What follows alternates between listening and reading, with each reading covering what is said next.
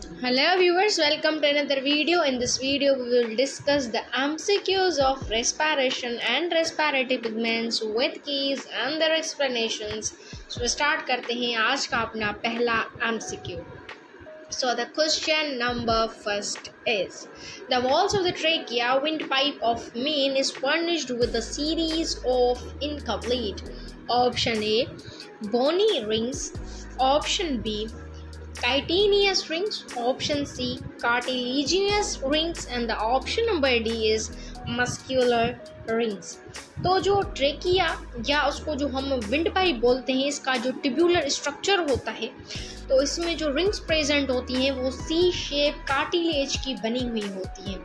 इसलिए हम cartilages rings को कार्टिलेजिनियस भी बोलते हैं। तो सी इज करेक्ट वन। चलते हैं नेक्स्ट एमसीक्यू की तरफ। Question number 2, the voice box of man is also known as. Option A glottis, option B is epiglottis, option number C is vocal cord, and the option number D is larynx.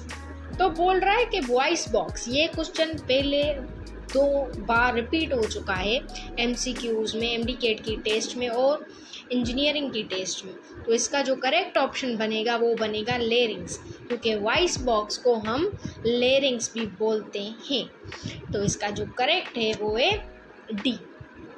चलते हैं next MCQ की तरफ। Question number 3, the floor of chest cavity in man is called. Option A pleura, option B diaphragm, option C is pericardium, and the option number D is vocal cord. तो जो floor होता है ना chest cavity का, उसको हम diaphragm बोलते हैं। और कभी कभी ये क्वेश्चन भी आता है कि वो डायफ्राम जो है वो किस मसल्स का बना हुआ है। वो बना हुआ होता है शीट ऑफ स्केलेटल मसल्स। ठीक है, तो 2 क्वेश्चंस आ गए, तो हमारा बी ऑप्शन करेक्ट हुआ। Question number 4, the human's normal rate of breathing per minute in the adults is. Option A 15 to 20 times, option B 72 times, option C 12 to 14 times, and the option number D is 30 to 35 times. देखें, breathing एक mechanical process है। अगर normal adult की बात की जा रही है ना, तो वो होता है 15 to 20 टाइम्स पर मिनट। तो इसका जो करेक्ट ऑप्शन बनेगा वो बनेगा ए। चलते हैं नेक्स्ट एमसीक्यू की तरफ। Question number 5, the purple red respiratory pigment found in blood of man is known as.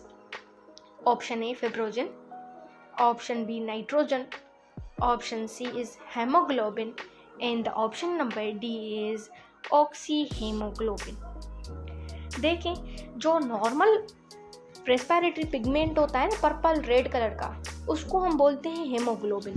ठीक है, सपोज करें अगर वो ऑक्सीजन के साथ मिल जाए रेस्पिरेटरी पिगमेंट, तो वो बन जाता है ब्राइट रेड कलर। तो 2 क्वेश्चंस आते हैं, अगर पर्पल रेड है तो वो हेमोग्लोबिन, अगर ब्राइट रेड है तो वो क्या हो जाएगा, तो वो हो जाएगा ऑक्सीहेमोग्लोबिन।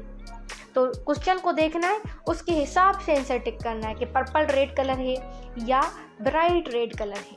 तो इसका जो हमारे पास purple red colour respiratory pigment found in the blood of man, उसको हम बोलते हैं haemoglobin. So C is correct one. Question number 6, when oxygen tension is 1 mm of mercury, the haemoglobin is saturated.